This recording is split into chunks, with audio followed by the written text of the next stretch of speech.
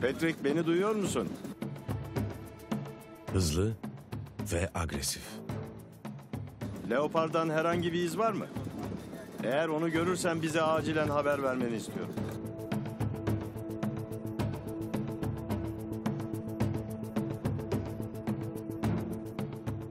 Masai Mara'nın en özel kedisiyle baş başayız.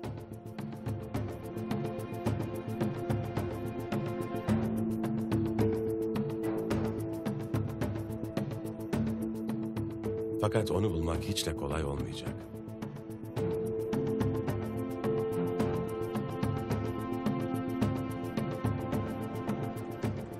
Ulusal park sınırları dışındaki bu oldukça tehlikeli yolculuğa çıkmaya hazır mısınız?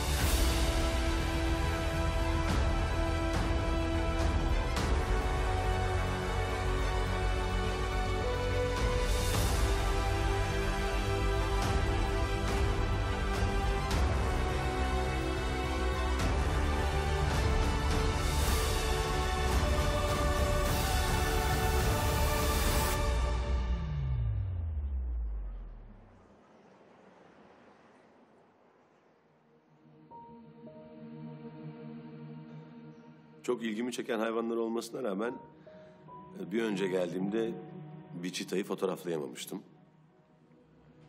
Bu sefer fotoğraflamak üzere yola koyuldum ve tek hedefim çitaları çekmekti o gün.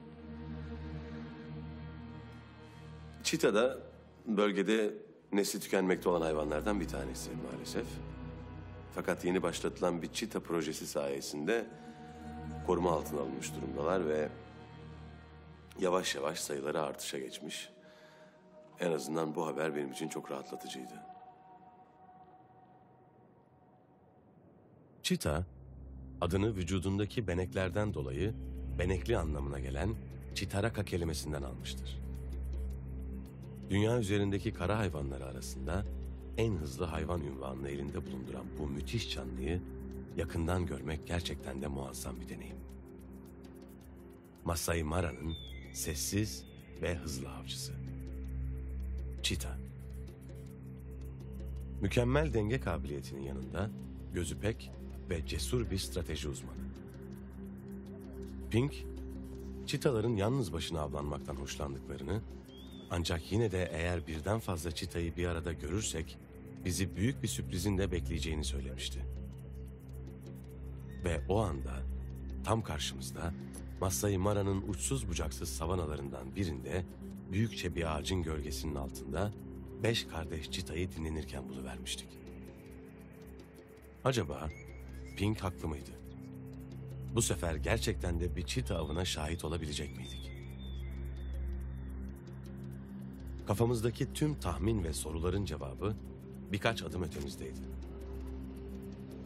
Kendisini bekleyen tehlikeden habersiz gibi, uzaklarda yalnız başına otlayan ceylan, havadaki bu huzursuz atmosferden etkilenmemiş gibi görünüyordu.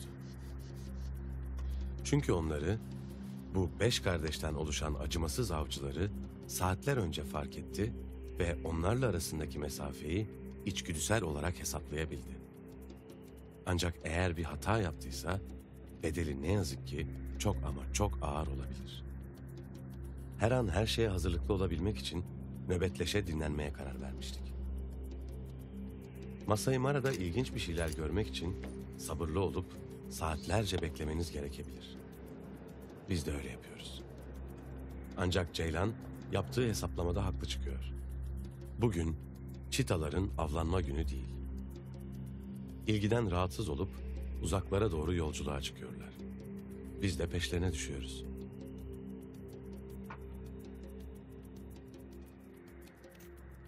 Çitalar genel olarak kendileri gibi hızlı ve yüksek manevra kabiliyeti bulunan impala, ceylan, antilop ve bazı zamanlarda tavşan gibi hayvan türlerini avlamayı tercih ederler.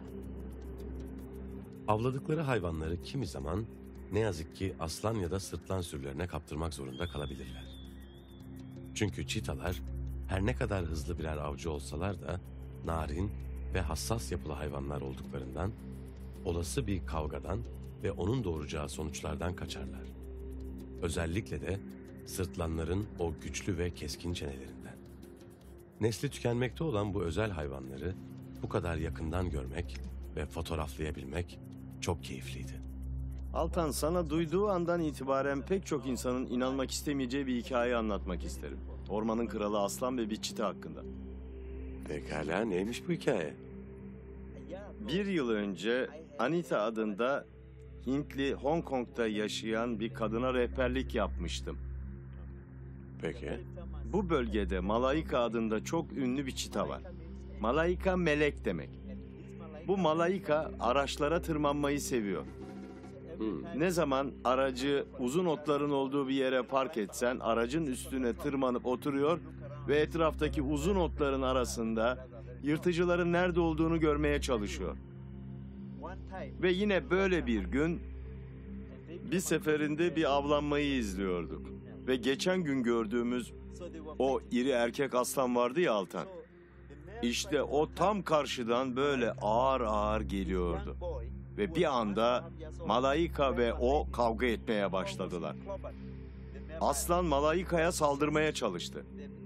Ve sonra Malaika'nın 1,5 yaşındaki genç yavrusu öne atıldı. Neredeyse erkek aslanı haklıyordu. Aslan genç yavruyu kovalamaya çalışırken bu sırada annesi Malaika aslanın arkasından yaklaşıp saldırdı. Ve kralı iyice benzetti. Bütün bu olanlar gözümüzün önünde saatlerce devam etti.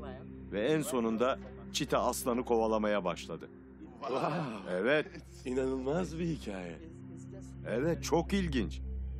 Ve her zaman söylerim. Buradaki insanlarla buluştuğunuz zaman onlardan hikayelerini anlatmalarını isteyin. Sadece büyük beşli değil, tüm hayvanlar hakkındaki hikayeleri. Nasıl davranışlar sergilediklerini, onların şahit oldukları şeyleri. Güvenin bana, duyduklarınıza, tüm o anlatılanlara. Bu gerçek hikayelere hayran kalırsınız.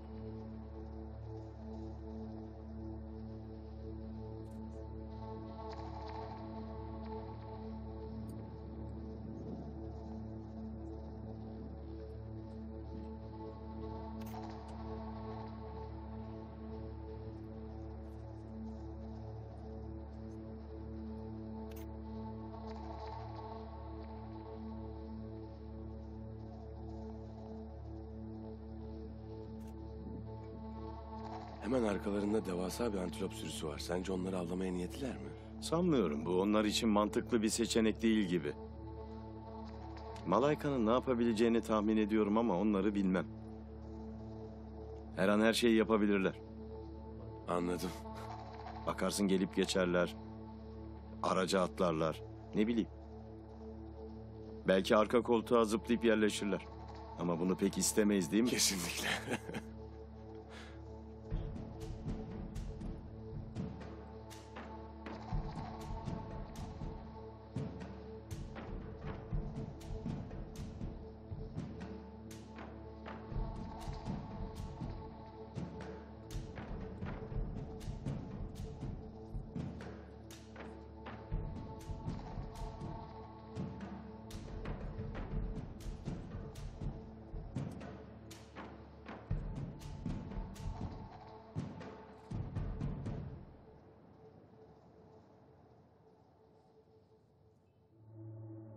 En çok ilgimi çeken hayvanlardan bir tanesi de doğal olarak leopar. Onu çok da güzel bir konumda yakalamıştık. Fotoğraflarını çekiyordum fakat maalesef onun dinlendiği bir anıydı. Etrafımızı çok fazla araba sarınca istediğim fotoğrafları elde edemeden oradan ayrılmak zorunda kaldım. Ve Pink'e başka bir leoparın daha peşine düşmek istediğimi söyledim. Pink bunun pek de kolay olmadığını söyledi çünkü maalesef leopar da sayısı gittikçe azalan hayvanlar arasında ve söylediğine göre Masai Mara bölgesinde sadece 7 tane leopar kalmış. Ve eğer bir tane daha leopar bulmak istiyorsak ulusal park sınırları dışına çıkmamız gerektiğini söyledi. Ve bunun çok da güvenli olmadığını da ekledi. Emin misin diye sordu. Ben de evet eminim. Kesinlikle çıkmalıyız dedim. Pink'le beraber saatlerdir yollardaydık. Masai Mara'nın çok da güvenli olmayan savanalarında, ulusal park sınırları dışında kalan bir leopar bölgesinin yolunu tutuyordu. Büyük göçün yansımaları bu sıra dışı coğrafyanın dört bir yanında hissediliyordu.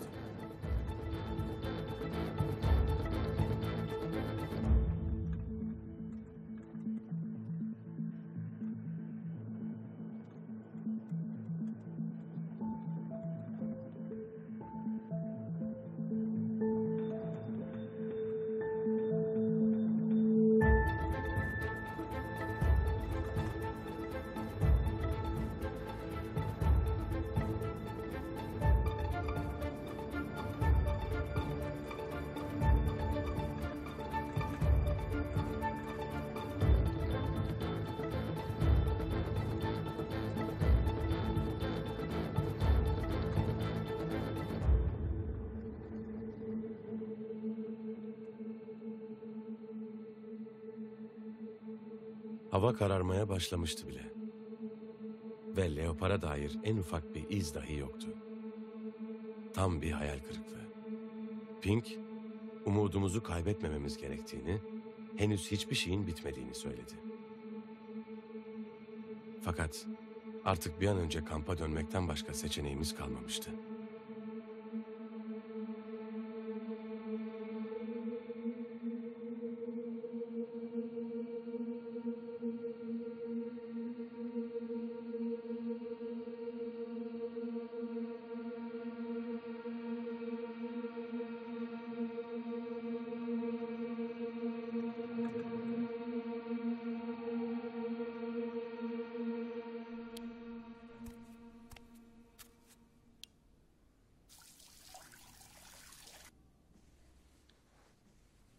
Bak sana ne anlatacağım Altan.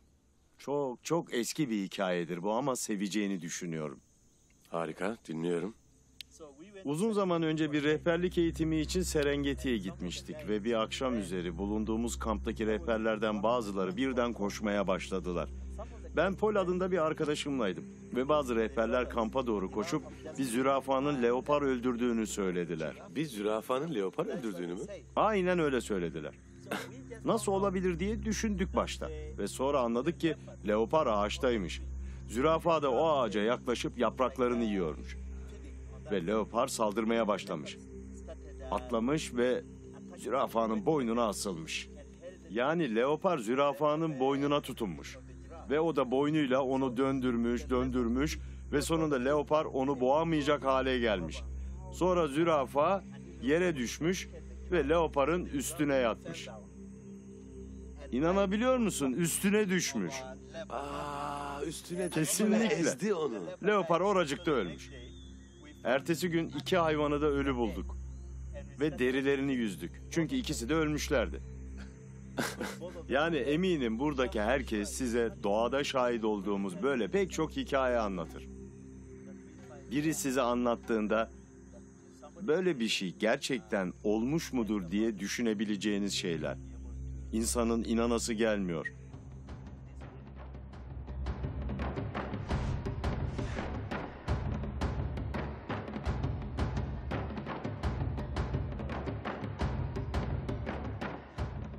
Günaydın Pink. Günaydın, nasılsın bakalım? Harika. Güzel uyuyabildin mi? Evet, harika uyudum. Ha, iyi o zaman. Bu sefer içimde güzel bir şeyler olacağına dair bir his var. Bugün bizim günümüz. Eminim.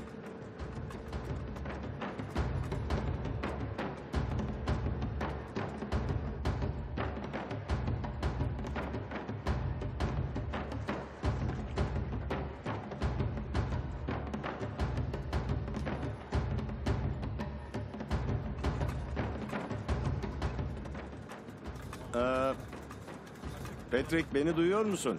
Leopardan herhangi bir iz var mı? Eğer onu görürsen bize acilen haber vermeni istiyorum. Yerli kabile de bizimle birlikteydi. Masai Mara'nın dört bir yanında bu muhteşem hayvanı arıyorduk ki nihayet arzu ettiğimiz şey hiç de beklemediğimiz bir anda gerçekleşiverdi. Dinleniyor. Evet, uyuyor.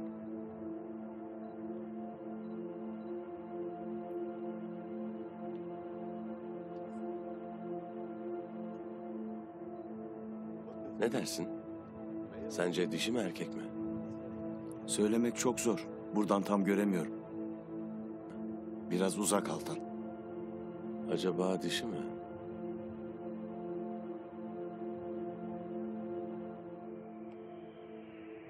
Dişi gibi görünüyor. Olabilir. Masai Mara'da kaç tane leopar var? Çok sayıda var. Aslında leopardan daha çok çitamız var mağarada. Evet, Ya. daha çok. Çok Koruma güzel. alanında 5 leoparımız vardı. Arkeumba bölgesinde 7 civarında. Bu bölgede bir çift var. Ama gerçekten yakalamak zor. Çok zor. Hala uyuyor.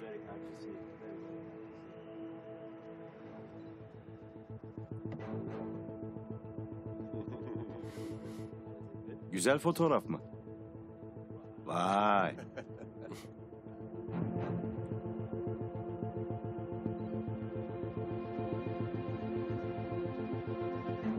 Şanslıyız gerçekten değil mi?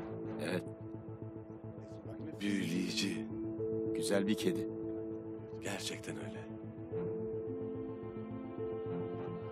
Ah.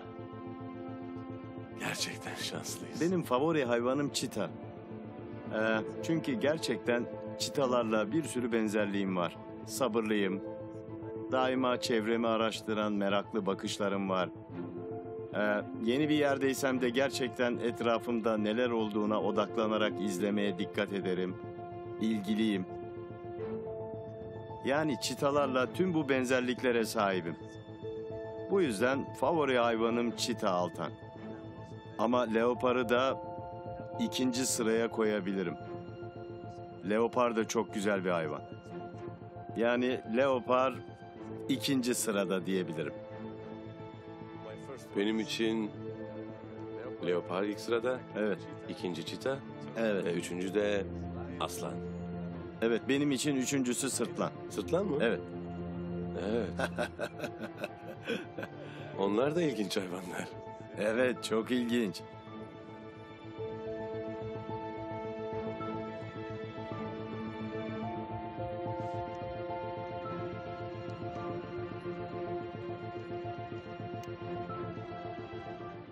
Pink'e ısrar etmekte ne kadar haklı olduğumu bir kez daha anlamıştım. Galiba vahşi doğada hislerine güvendiğinde yanılmıyorsun. Hayran olduğum hayvan 3 metre ötemdeydi ve birbirimizin gözlerinin içine bakıyorduk. İşte orada. Tam karşımızdaydı. O kadar asil bir hayvan ki derisinin rengi doğayla öylesine güçlü bir ahenk içinde ki hayran olmamak elde değil.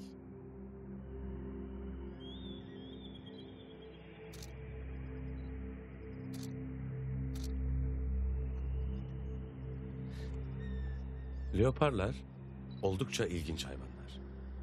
Vakitlerinin çoğunu ormanlık alanlarda, ağaç tepelerinde geçiriyorlar.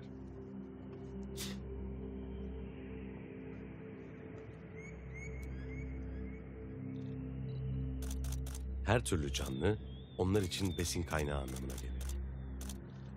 Öylesine müthiş bir manevra kabiliyeti var ki, güçlü çenesi ve pençelerinin etkisiyle Mara'daki en harika yırtıcıların başında geliyor.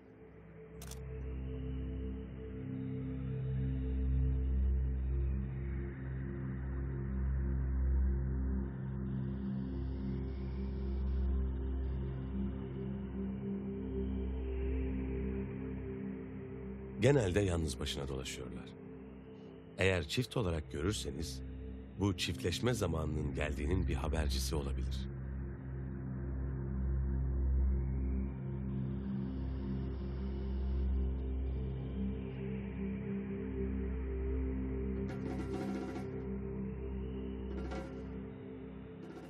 Yavrularına sıkı sıkıya bağlılar. Onları korumak için her şeyi göze alabilirler.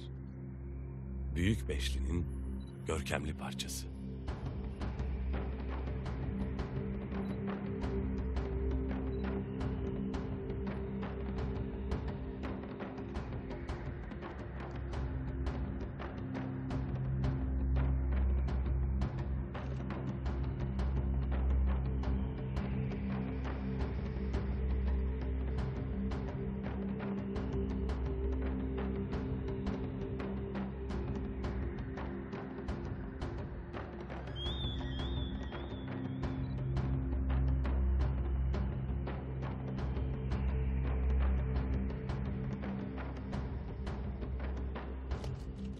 Bir an geldi, ağaçtan inmek için ağır ağır yürümeye başladı.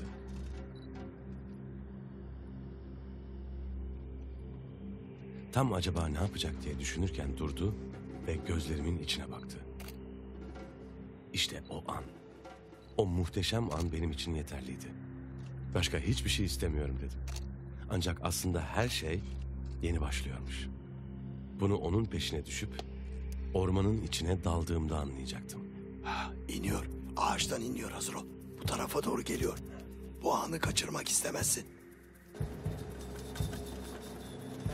Patrick, biz Leopar'ın peşine düşüyoruz. Eğer yardıma ihtiyacımız olursa hazır olun. Sanırım ormana gideceğiz.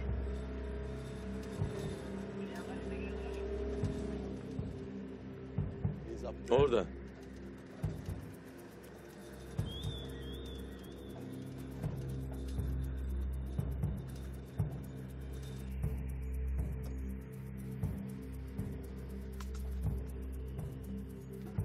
Geçtik herhalde, arkamızda kaldı. Tamamdır. Yerler balçık, o yüzden biraz zorlanıyorum ama halledeceğim.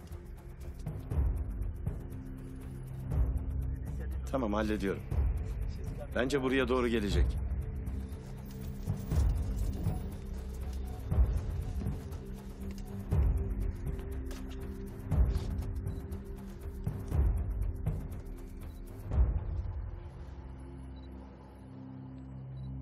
Bak işte orada öylece bekliyor.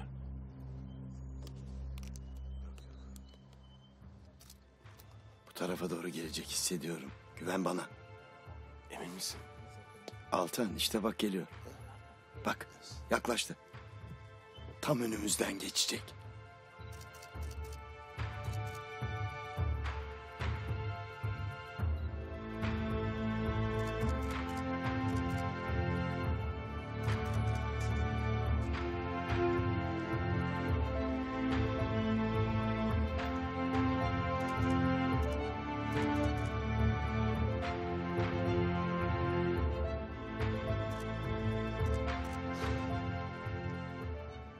Gördün mü Pink? Yalnızca 1 metre vardı aramızda. Evet, başardın. İnat ettin ve başardın. Tebrikler.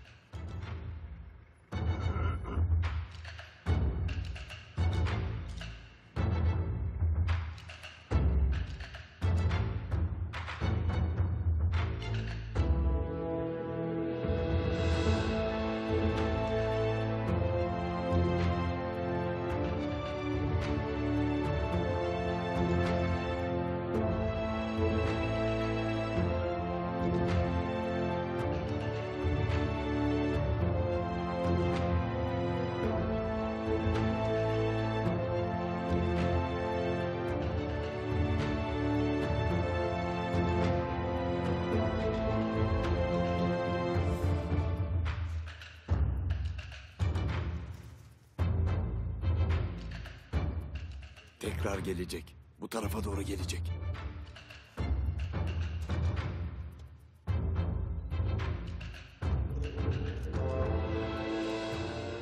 Masai Mara'nın en tehlikeli bölgelerinden birinde hayran olduğum hayvanla baş başaydım.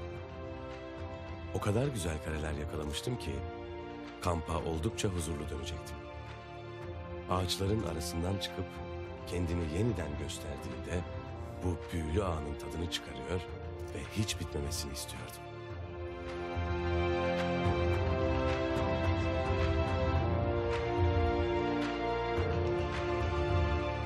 Harika bir gündü. Başardın Altan.